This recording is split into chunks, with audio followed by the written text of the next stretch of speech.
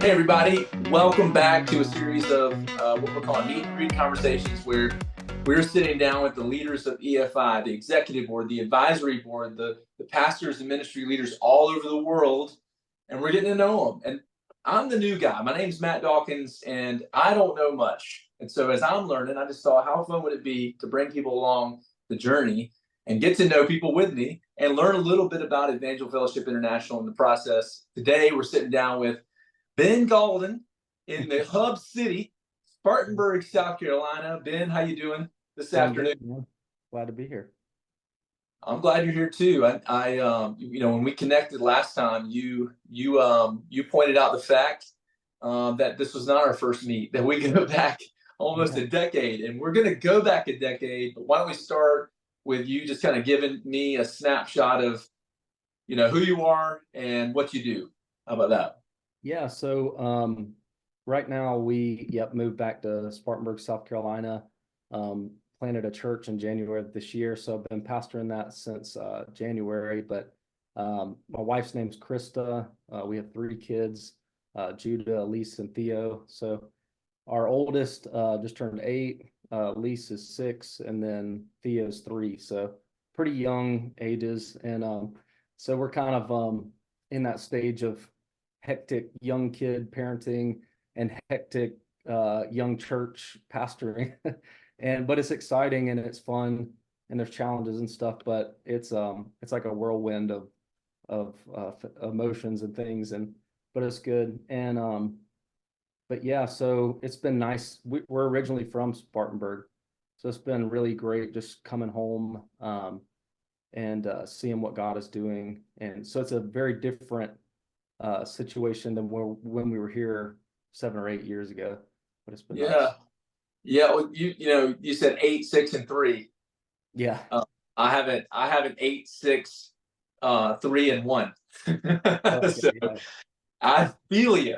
I feel you on the whole whirlwind, and you Mhm. throw a church plant right in the middle of it, man. That's Yeah. uh, I got to say this because I didn't actually get to finish the entire sermon, but I was listening to you in a series you did called Bold Moves, and it Mhm. was a sermon called Perhaps, Oh yeah. and it just because it was top of mind for me, one of the points you made was that this is a stupid plan. Yeah. Yeah. Jonathan and his armor bearer are about to climb a cliff, just the two of them, and completely, make themselves visible to the enemy. And God was going to perhaps he was going to work on Yeah. that behalf.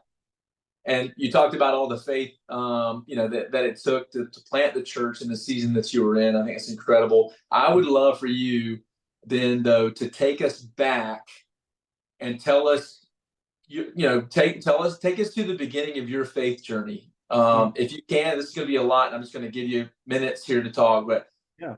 beginning of your faith journey, but also talk about call to ministry, because a lot of the folks that are listening in on this conversation want to know, just like I do, what was it like for you when God made it clear to you that He wanted you to go into ministry? So, Yeah.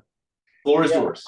So I grew up, my parents are pastors. So like I came to the Lord at a young age, and grew up in the church. And when I was 18, I kind of began struggling with like alcoholism and some things. And I didn't even recognize that it was that at the time. Um, and it just developed into something pretty severe. And so I struggled with that for quite a few years. And when I was in maybe around 24 or so, um, the Lord, I kind of had reached the end of that road and had a um, pretty significant spiritual encounter out of the blue. Um, and it was, I remember it's like God gave me uh, a different picture of what my life could be, like a vision of a different life. And I felt like He said, it's not too late. And so I immediately kind of um, made some calls, checked myself into some rehabs and things like this, and pursued a completely different path. And it's pretty wild. I tell people all the time, deliverance oftentimes is much more of a path than like an event. Wow. Yeah. um, I had an event where God gave me a different picture of what my life could be, but it was a path of walking it out, and it was really, really practical. And long story short, it was a drastic and quick transformation in me over the next year or so. And that's actually when I got plugged in at New Spring Church and started getting involved serving and things like that. And God really used that time to shape me and instill some things in me. And but yeah, I think I had always felt like I was called to ministry, and I tried to run from that a long time. And it's so funny that the moment God starts doing something in me and I allow him to change me, um, I had kind of put that off the table, like it wasn't even a consideration. And the moment he started doing this inner transformation, I remember at New Spring, they asked me to intern there, and I prayed about it and really felt like the Lord said, you know, this, you're supposed to do this. And so, yeah, I did the internship.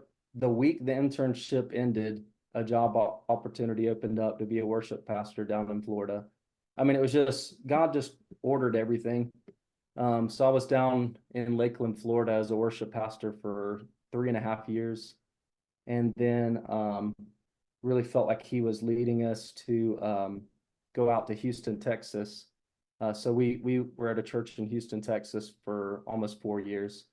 And it was during that time in Texas that probably for about a year and a half or 2 years before we planted the church here in Spartanburg, God just kind of started stirring something in me that, you know, Evangel Cathedral was here in Spartanburg, and it's something that I long ago had kind of thought, you know, that day is kind of done, I guess.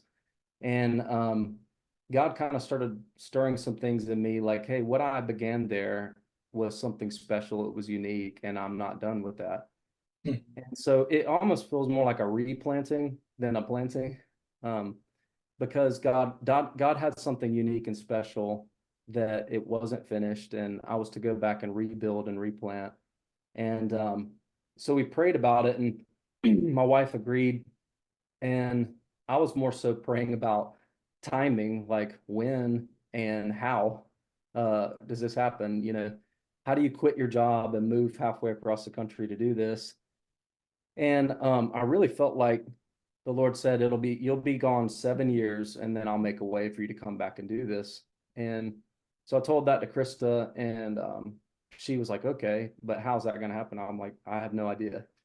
And anyways, what's pretty wild is it was 7 years to the day um, that we first left Spartanburg to go down to Florida. 7 years to the day is when I got a phone call with from a former pastor of mine who felt like their church should donate for us to be able to go and plant the church.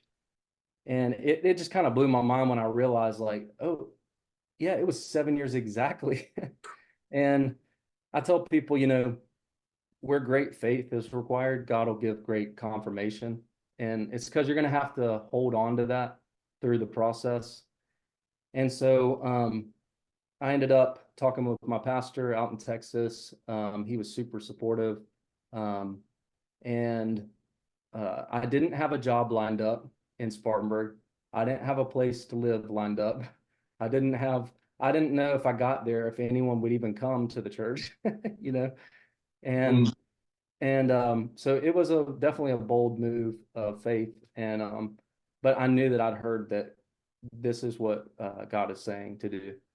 And so it was so cool that the process of walking that out, things worked out just in the nick of time each time. And so I kind of joke around and called it sweaty faith. It's like I had faith, but God made me sweat. Like particularly, it was almost December and we were launching in January, and we still didn't have a location for the church. Yeah, And yeah, and I had checked with like maybe 20 something locations, and it's all either occupied or a no. And I remember figuring out what is the latest that I can wait without pushing this launch date. And I just prayed and I was like, Lord, I have a week left, or else I'm pushing this, you know. And just in the nick of time, he opened up the right location, and it's been amazing. But I kind of learned that faith is it's not, your feelings are contrary to it. You're going to feel the fear, the worry, the anxiety, all these things, but it's almost like an inner resolve and determination. Like none of that matters. I'm going to do this regardless. Um, and so it was cool to see that come together. So yeah. You know, two things. One is, well, obviously you just took me back to the sermon that's fresh on my mind. You said that God gave you something in a season where he said, if you will just do what you can, I will do what you can't. Mm-hmm. And I won't forget that. I appreciated that rich Yeah. nugget of wisdom there. And then just the idea, you started with the story of, I don't know if it was your kids or if it was when you were a kid, but it's this picture. We all ask the question, what if? Yeah. We tend to ask, what if it fails? We don't tend to use our imagination and ask, what if it succeeds, or what if something crazy amazing happens? Yeah. The example was, what if your teacher puts you on a rocket and takes you into space or something like Yeah. that? Yeah. But you had exercised some faith when you guys were getting ready to launch on your big day with the number of services you were going to have. Tell me a little bit about that story, if you remember how you Yeah. guys chose two services instead of one. Yeah. So everyone had been telling me, you know, just launch with one, like you know, you don't want it to be empty for two, or wear your volunteers out. And I actually was reminded of scripture where Jesus tells Peter to cast his nets over, you know, Yeah. and he cast a net and pulled in, and the net was breaking. And so I just thought, you know, I would rather cast nets and do it in faith, and than cast one and it be breaking. And so we launched with two services, and if we hadn't, we would have been turning people away, because we were pretty packed for both services.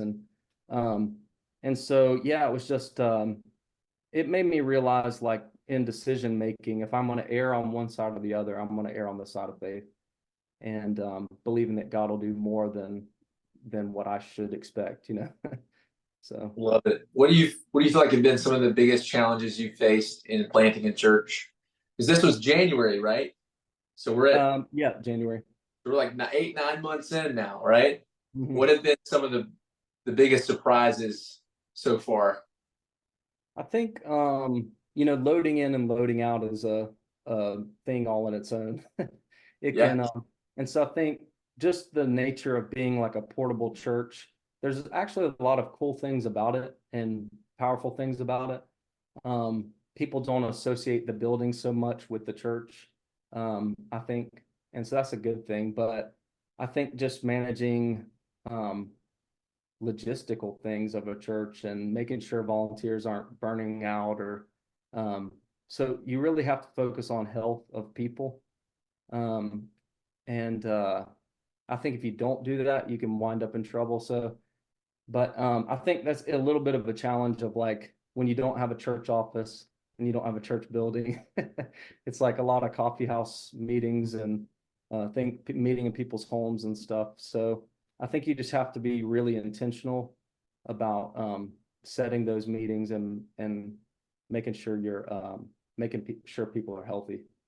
Yeah, I like that. You know, we have an audience. We have people that are listening in, and I'm sure many of them either are where you are or they're thinking about it. You know, for one of the things I'm sure that you and I both would agree is it's one of the most powerful tools for evangelism is church planting. And when new church doors open, it gives people an opportunity to look again, to think again, to reconsider maybe something that they'd said no to in a previous season. When a new door opens, new opportunity for someone to give their life to God and for their life to transform. And so we're fans of church planting, and I'm sure we're talking and folks are listening. I wonder what advice you would give to someone who is an aspiring church planter. Maybe they start to feel the call of God on their life, and they're thinking about it. What advice would you give to them? Oh man, that's a good question. Um, I think the first thing that kind of goes through your mind is why another church, because like if you're in the South, especially of the US, Southeast, like you there's a church on every corner. And I think sometimes people let that stop them from doing maybe what God is asking them to do. And but what I've seen is even though there's a church on every corner, there's still, I think there's probably, I think I did the math one day, there's over 100,000 people in Spartanburg County that don't follow Jesus. And Wow. so with the church on every corner, why are there still 100,000 people to reach? And Mhm. the Great Commission doesn't stop just because that. And God does something. I think I saw statistics, something like 70 something percent of salvations or conversions happen through church plants, and which is wild. Yeah. And I just not to let that thought stop you. Um, and it's not a competition with the people in your area. It's a coming alongside those who've already faithfully been serving there and just reaching whoever God is wanting to reach. And I think the other encouragement would be your marriage and family, because it's such a hard push. And I remember before we planted, someone said, you either push hard in the beginning and reach health and sustainability sooner, or you don't, and you have years and years of struggle. And so I think Mm. your marriage needs to be strong enough, and you both need to come into an agreement. This is a hard push, but it's a season, and quickly after, we're going to find health and something that is, that we can sustain longer term. Yeah, Wow. I've never heard that. That makes so much sense. yeah, And because to your point, whether you're planting in church or you're just stepping into ministry for the first time, and you find out very quickly this is not a 9 to 5. no, you're right. This isn't like you think about it while you're at work and you won't while you're at home. No, this is you're sitting at the dinner table with your wife and she's asking you what the weekend plans are, and you're thinking who's gonna host or who's gonna pick up the truck on Sunday so we can load in. Right, yeah. That is so having a marriage that's strong enough going into the plant or the launch or the busy season, and then finding time on the other side of that season to Yeah. try your best to make up for lost time. I like that. Yep. Yeah. That's awesome. We are both a part of now Evangel Fellowship International. Mhm. Like I said, I'm still getting to know it, and this is pretty much my primary vehicle for learning more about EFI.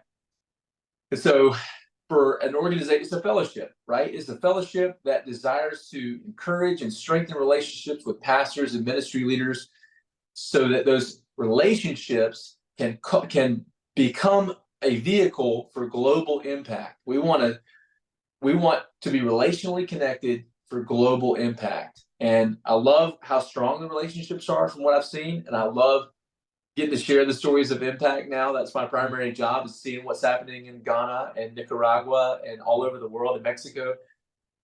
You're a part of EFI, and I'm curious if you could just take a minute and tell me why you're a part of EFI and what is it about EFI that appeals to you. Yeah. So what's kind of funny is like I was sort of born into EFI in Hey, many ways because um, my parents and being, they were a part of EFI and so I really was kind of born into an EFI church and then was raised at Evangel Cathedral. And so I didn't realize how unique and special and important um, what what they were doing really was until I wasn't, I got older and I was in churches that weren't EFI, and I realized how different it really was. And I think just spirit filled, but very balanced and practical and people centered. And, growing up, I was going on missions trips that were part of BFI and these things. And so that's what awesome. really helped shape me even as a teenager um, was I have so much to be grateful for to EFI for that. But so as planting the church now, um, I saw the value in it, and wanted that again for our church. And so it's been a great experience, even just in the short time that City Lights Church has been a part of EFI, just connecting with other pastors in our area, and it's been great. But yeah. That's awesome, man. You would say EFI has been a gift to you, but you also sit now on the advisory board, and now you have become a gift to EFI. Because I know talking with Philip Miles last week, and how much he values what you guys have to say. I love his unapologetic leaning on a new generation of pastors that truly are going to reshape EFI, not just the relationally connected aspect, but the global impact and what we do in the future. We have an event coming up October 21st to the 23rd. Leverage 2024. It's at the Ridgecrest Conference Center, and everything I've seen about this place, it is gorgeous. It is 3 days in the mountains at a state-of-the-art, beautiful conference center, right, sitting right in the mountains, right there, not too far from you, right? Mm-hmm. Give people a reason to show up, because I know we've had some folks say, I'm all in. We've got triple digits coming right now, but there are some people sitting on the fence. Get them off the fence and tell them why they should be at this conference in October. Number one, I'm going to focus on the teaching side of it, because last year it was right before we were about to plant, and I heard a message that at the conference that it couldn't have been any clearer, the Lord speaking to me, and exactly what I needed to hear before planning. It was actually the message Aaron Kennedy had shared in one of the morning sessions about the God of Abraham, Isaac, and Jacob, and about how we're stewarding God's vision and God's dreams through the generations.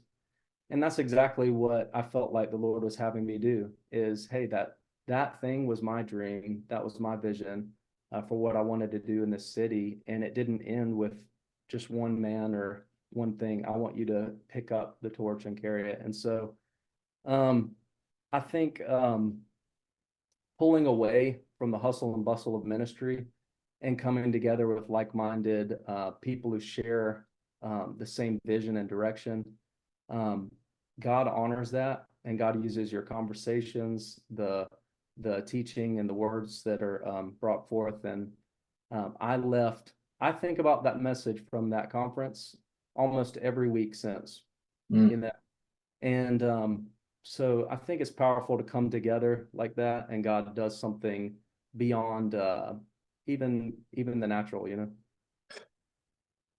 I'm just really honored to get to have this conversation with you. It's obvious that God's doing something amazing in your life, and I'm wondering if we could just sign off with just asking you, in a moment of vulnerability, how can I be praying for you? How can people be praying for you and City Lights Church as well? I think just for clarity of direction and decisions of our heart is to reach people, and especially with evangelism or outreach and things like this, that to reach people maybe in creative ways or ways that haven't been done before. But God put us on a college campus, and so we're really trying to reach those students. And so just that, I think it'd be a shame to be on a college campus and not reach the students. So just that God would give us his plan for how to do that. Yeah. Respect. Well, thank you for being vulnerable for a second. And thanks for the time. I think this is the first of many conversations, and definitely looking forward to hanging out with you in October. But, Alicia and I may be up in November back in Spartanburg, and we're not going to miss the opportunity twice in a row to come hang out with you guys. I'll give you plenty of notice when I get in town, but thank you for the time. Definitely great getting to know you.